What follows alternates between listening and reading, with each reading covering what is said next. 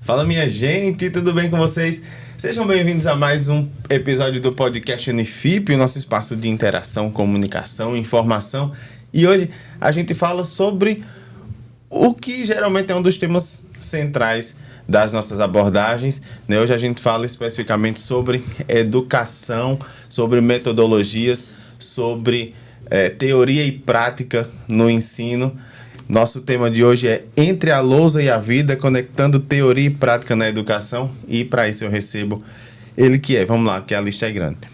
Ele é pedagogo, biólogo, biomédico, atleta, corredor, professor aqui do Unifip, Wanderson Martins. Tudo bem, Wanderson? Tudo bem, Ivan. É uma satisfação muito grande. Obrigado aí pelos elogios. Sei que você também é um atleta, um assíduo aí no esporte. Queria, primeiramente, agradecer pelo convite, abraçar todos os telespectadores, os amigos que estão nos vendo aqui.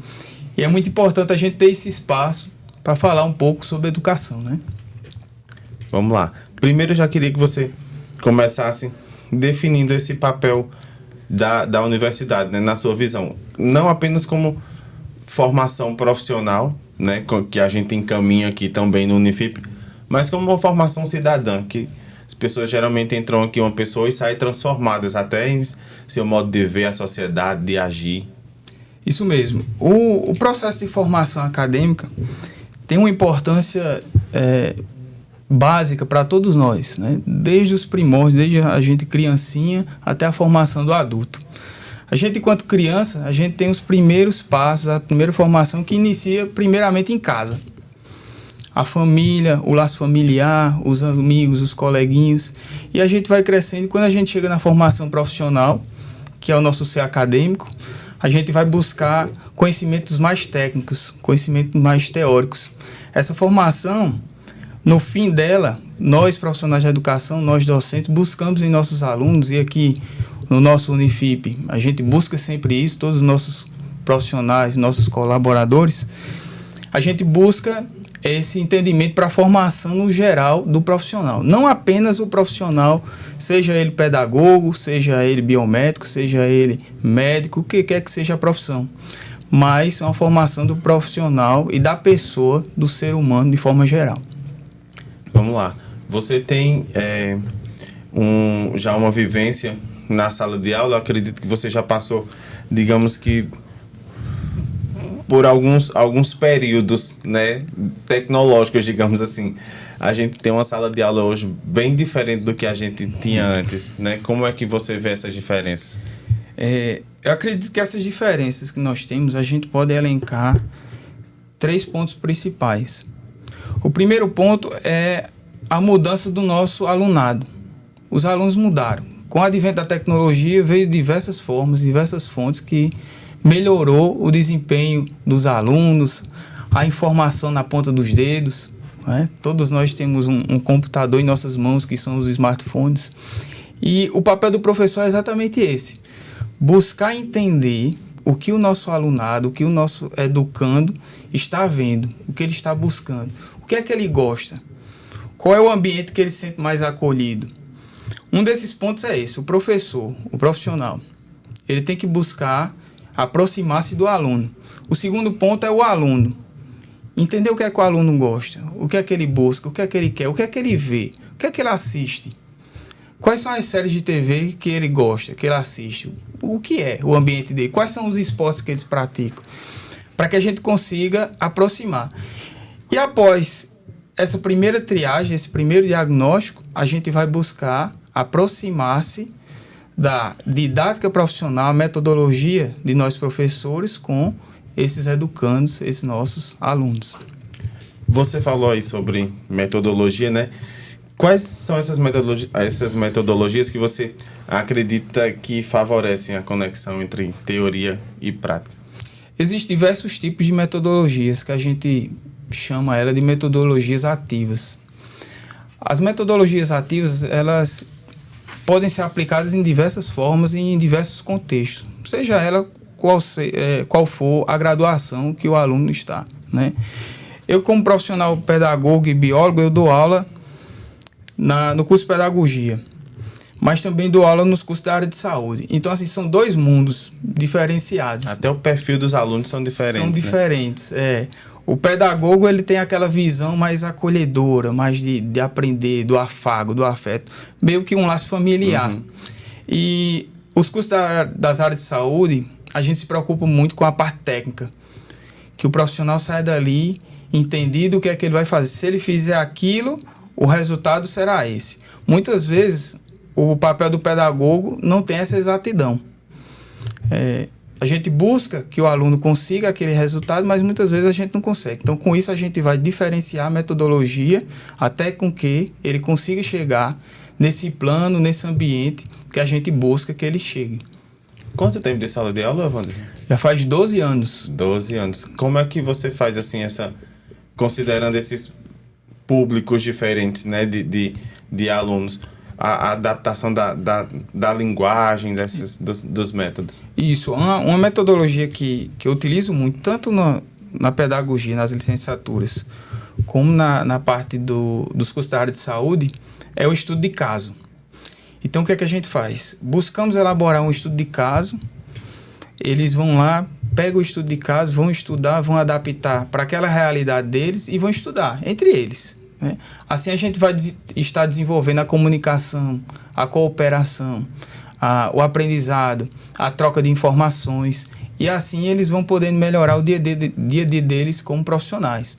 No curso da área de saúde, a gente tenta modificar um pouco, porque a gente precisa de casos mais técnicos, né? Casos mais teóricos. E a gente faz isso com a forma de problemática.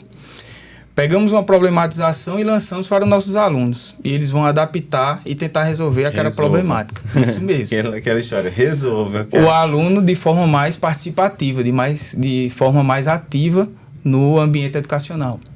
A gente cobriu recentemente, depois vocês dão uma olhada lá no Instagram do Unifip, também no Instagram do curso de pedagogia, uma atividade que você fez com os alunos de pedagogia, mas levou para dentro de um laboratório de saúde. Qual era o laboratório? Era o de microbiologia. Microbiologia. Como é que foi essa interação deles, essa experiência? É engraçado que eles vão me cobrar ali, como já me cobraram bastante. Olha aí, né? Olha aí. Já me cobraram bastante aí. Professor, na nossa turma o senhor não fez isso. E por que nessa fez? E tem uma acepção de pessoas. Por que nessa turma fez e na minha não fez? O que é que acontece? Nós, profissionais da educação, nós temos que entender quem é o nosso alunado. Aquelas primeiras aulas, primeiro dia que a gente chega lá e geralmente fazemos uma dinâmica para quebrar o gelo, para entender quem é Mivan, para entender quem é Maria, quem é João. É importante para que a gente consiga fazer essa triagem. A gente ter essa percepção, qual é a turma. Então vai ter turmas que uma atividade dessa, esta sala de aula, ela vai ser mais ativa. Outras turmas, elas gostam mais da participação em sala de aula. Então isso assim, a gente tenta buscar fazer essa triagem, fazer essa visão geral da turma para depois adaptar a nossa realidade, a nossa metodologia.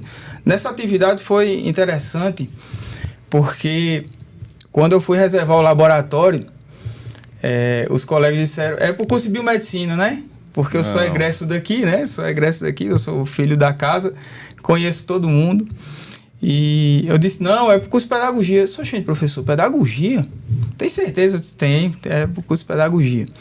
E eu convidei eles a participarem também e observarem como seria a nossa prática. Então, assim, é uma forma que os alunos, eles ficaram muito enganjados e entusiasmados com aquela prática, né? Se vocês observarem lá no vídeo no Instagram do Unifip, a alegria deles e a felicidade estava estampada no olhar deles lá. Por quê? Saímos das 4 paredes ali da sala de aula e levamos para um laboratório diferenciado.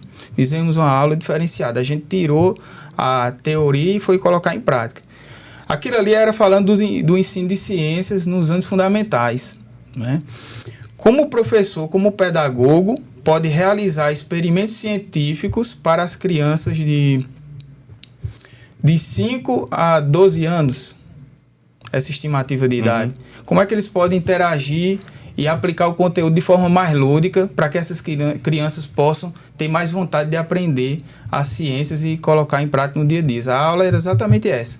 Então, tiramos os alunos da sala de aula e levamos para o laboratório. E foi uma experiência muito bacana, tanto para mim como para com eles.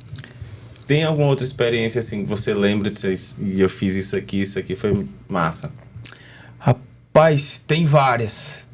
Teve uma experiência que nós fizemos que foi muito interessante, que foi uma feira de ciências, né? Então, cada equipe dividia as equipes, passei a temática e disse mais ou menos o que era que eles iriam fazer com aquela temática. Olha, nesse projeto eu quero que vocês façam isso. Aí a sua equipe vai fazer. Não, professor. Os meninos aí vão lembrar. Interessante que quando nós temos as aulas inaugurais, né, no início do período, geralmente, junta todos os docentes e os alunados. E quando eu vou entrando lá no auditório master, ele já faz. Acalme-se, né? Porque quando a gente inicia o trabalho, eu digo, as avaliações serão essas. Professor, aí começa aquele auê, né? Não, professor, é muita coisa aí, nós não temos tempo, eu trabalho 2 horários, estudo à noite e aquela coisa toda, eu sou mãe, eu sou pai, aquela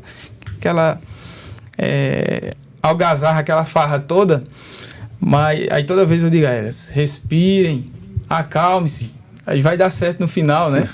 E a gente tenta tranquilizar elas, e é importante essa visão para que a gente consiga, assim, mostrar a didática, mostrar os conteúdos programados que nós temos, mas que eles consigam aprender e absorver esse conteúdo. Porque não adianta, como o ensino tradicional nos mostra, que o professor vai apenas dando conteúdo, sem preocupar-se com o aprendizado do aluno. Preocupado apenas em manter e conseguir fechar... Finalizar ali aquele... Isso, finalizar aquele currículo, aquela carga horária que ele tem, né? Então, a visão nossa é exatamente essa. Passar, sim, o conteúdo, não deixar nada a desejar, mas fazer com que o aluno também possa aprender.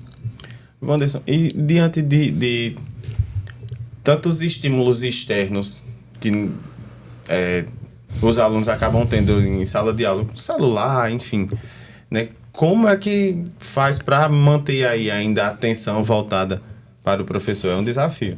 É um desafio imenso.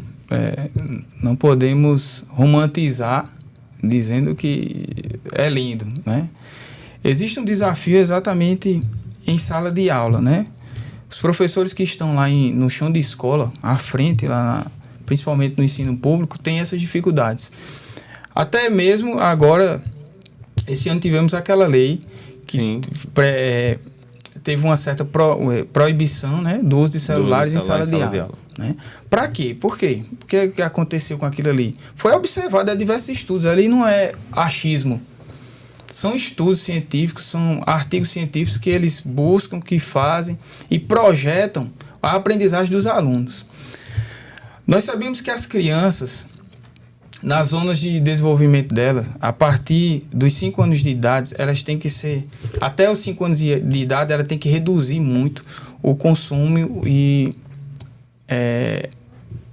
a utilização de telas, seja ela televisão, computadores, celulares, o que quer que seja, né?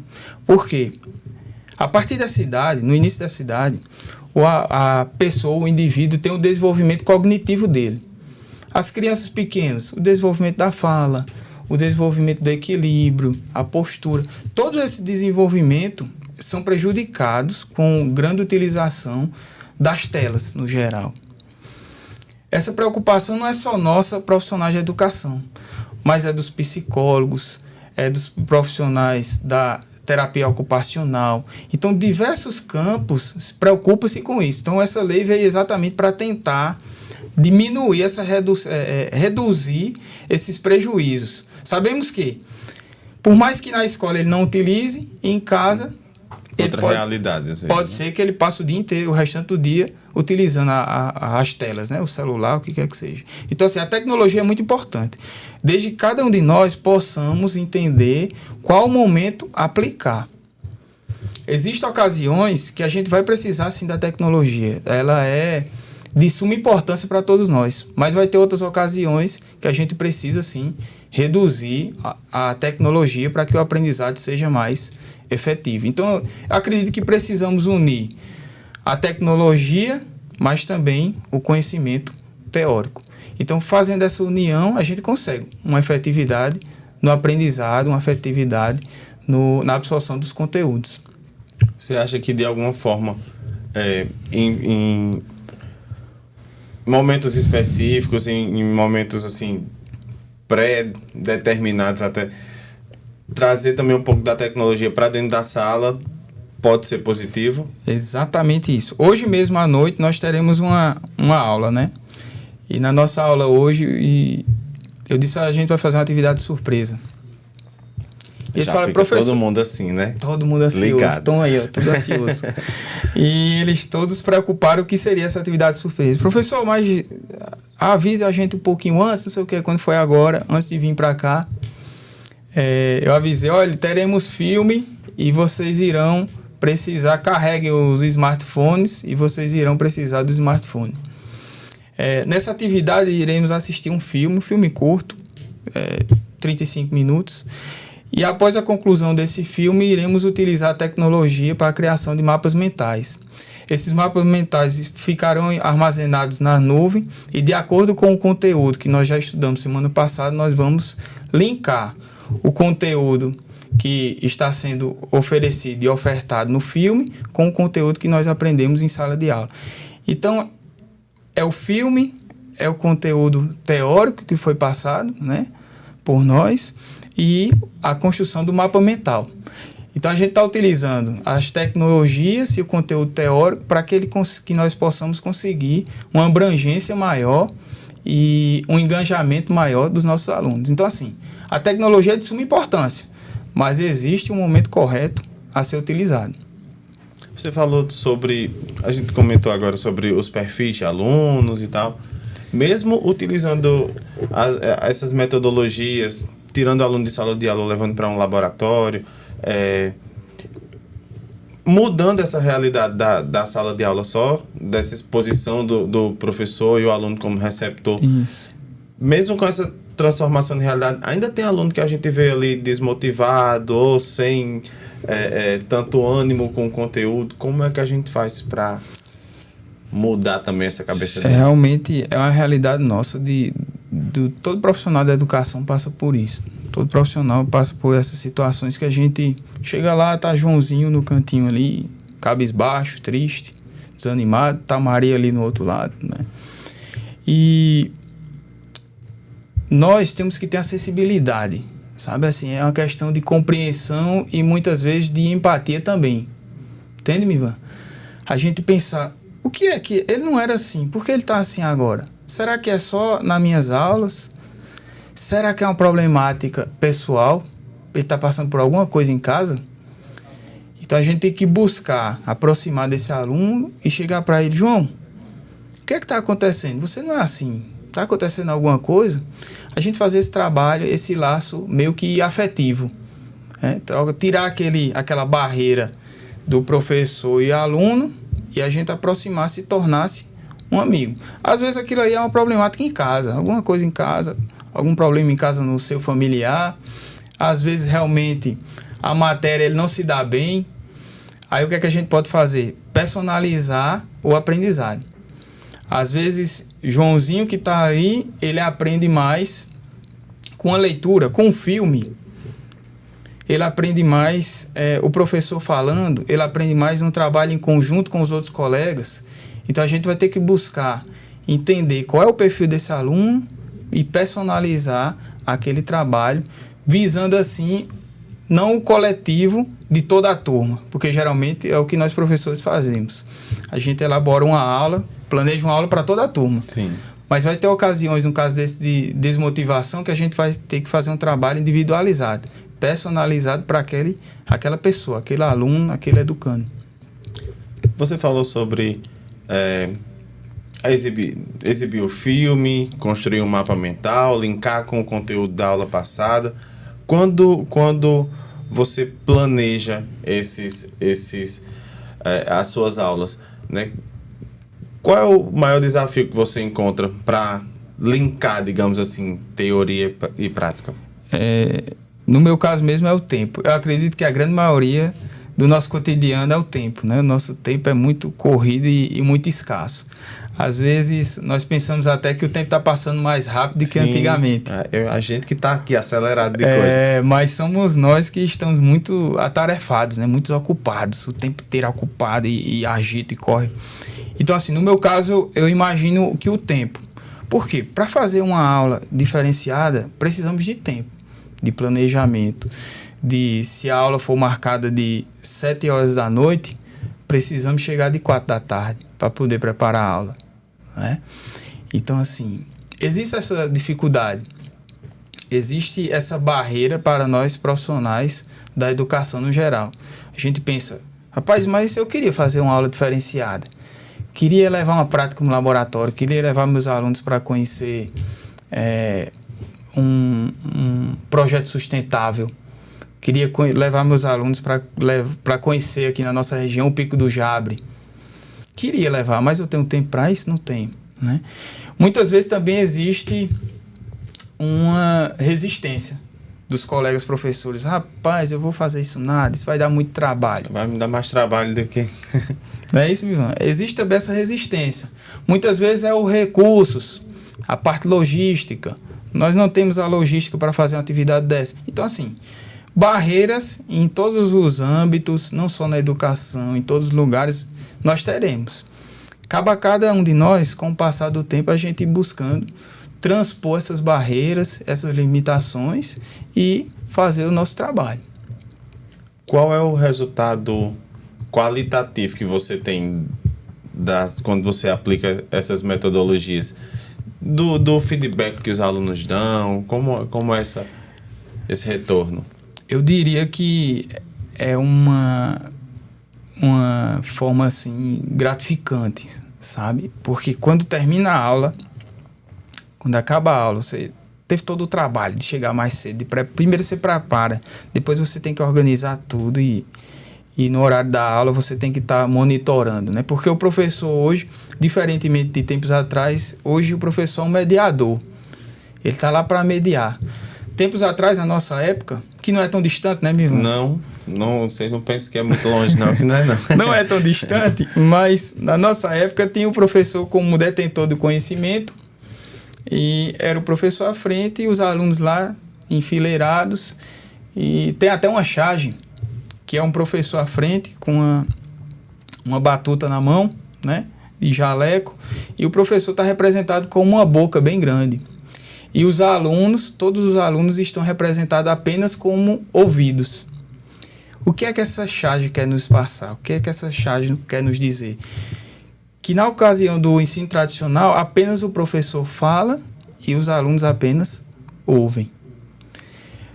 Na metodologia atual, com a implantação da BNCC, com a LDB, com os PCNs, todas essas leis que articulam e que sustentam a educação hoje, o professor não é mais o detentor de todo conhecimento. O professor está ali como mediador, ele está ali para mediar, um facilitador, vai ajudar aos alunos, facilitando, vai dizer aos alunos, o caminho é esse, o caminho a ser seguido é esse. Se eles tiverem algum percalço no caminho, eles vão achegar-se até o professor novamente endireitar o caminho dele. Então, assim, a observação e o pensamento que nós temos que ter é exatamente esse. Entender que o professor está lá para guiar e ajudar os alunos a chegarem a desenvolver suas maiores e melhores capacidades e aperfeiçoar-se mutuamente, né? Além do feedback positivo, em relação ao desempenho também, quando você, acho que vai avaliar o aluno e perceber, o resultado que eu queria atingir com essa turma, eu consegui, né? Como é que você vê isso também? Isso. Muitas vezes a gente pensa que o resultado está apenas nas notas em si. Aquele numeral seco, né? A turma, antes, no primeiro estágio, tirava apenas 7. 1 ou 2 tirava 8 ou 9 ou 10. Mas nós temos... E agora, no segundo estágio, alguma modificação que eu fiz na metodologia, na dinâmica, na didática, agora todos estão tirando 9. Mas será que esse 9 ali que eles estão tirando, quando eles terminarem a prova, com uma semana depois, eles vão lembrar do que foi cobrado ali, daquele assunto, o que foi que eles responderam naquela prova? Então a intenção nossa é a seguinte: mensurar não só em notas, mas no aprendizado. Porque todas as disciplinas, elas fazem uma conexão, elas se interligam-se. Com essa conexão nós sabemos, vai ter um período que eu vou estar com a turma aqui com tal disciplina, no outro período eu vou estar na outra turma em outra disciplina. Essa interligação de uma disciplina a outra, eu vou lembrar os alunos. Lembra que na disciplina tal, nós estudamos isso, isso e isso? Professor, eu lembro. O que foi que nós fizemos lá? Fizemos isso e isso. Aí a gente vai, conecta com essa disciplina atual. Então, esse é o pensamento que nós temos que ter. Então, assim, o desenvolvimento acadêmico, o desempenho é medido da forma do aprendizado. A nota é importante, nós sabemos que precisa da nota também, mas eu acredito que o aprendizado no geral é mais importante do que aquela nota propriamente dita, aquela nota seca que está ali na prova, né? Você falou sobre, ainda voltando à questão dos perfis de alunos, por mais que você planeje a aula, a prática, enfim, muitas vezes a aceitação da turma é o que reflete no bom desempenho da aula, do conteúdo. E o professor também precisa saber se moldar rapidamente, digamos assim, a essa realidade. Eu planejei isso aqui, eu acho que não está dando muito certo. Como é que eu vou ter essa sacada de reverter essa situação? Isso mesmo. Você também é docente, você já deve ter passado por isso. Desse jeito. Existem ocasiões que a gente planeja uma aula, quando a gente vai colocar em prática, naquela turma específica ali, não dá certo, não surtiu o efeito que a gente esperava. A gente precisa ser flexível. Existe uma analogia, eu lembrei dela agora, existe uma analogia que é sobre o bambu. O bambu é uma planta muito resistente, muito forte, por mais que ela seja fininha, né, e alta, mas ela é muito resistente e forte, porque as raízes são bem ancoradas.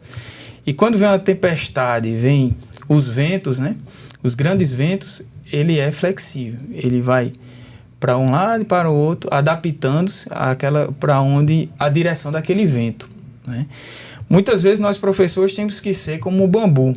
Por mais que a gente pense que nós somos uma árvore grande, mas às vezes a árvore grande elas têm as raízes fracas. E se vir uma ventania, se vir uma tempestade, se vir um furacão, ela vai cair. Então nós professores temos que ser como o bambu. Temos sim o conhecimento, mas o nosso conhecimento ele está enraizado e firmado no conteúdo e no contexto que vai fazer com que, em algumas ocasiões, a gente precise mudar aquela dinâmica e mudar aquela didática. Já passei diversas vezes por isso. Existem ocasiões que eu planejo uma aula para aquela determinada turma e não funcionou. Mas em outra turma funciona. Então a gente tem que ter esse trabalho de adaptação. Você já relatou algumas experiências práticas, né, que você promoveu com os alunos, mas tem algum assim especial que tenha, até não sei, tocado você de alguma forma, você dizer assim, eu acho que tem momentos, e quem é professor vai saber disso, que a gente sai da sala de aula e olha assim, eu já dei uma aula massa, aula que a gente sai orgulhoso, assim. Qual foi esse dia, você consegue lembrar? Assim? Sai radiante, né? Sim, a palavra é radiante, né, Mivan? Realmente acontece.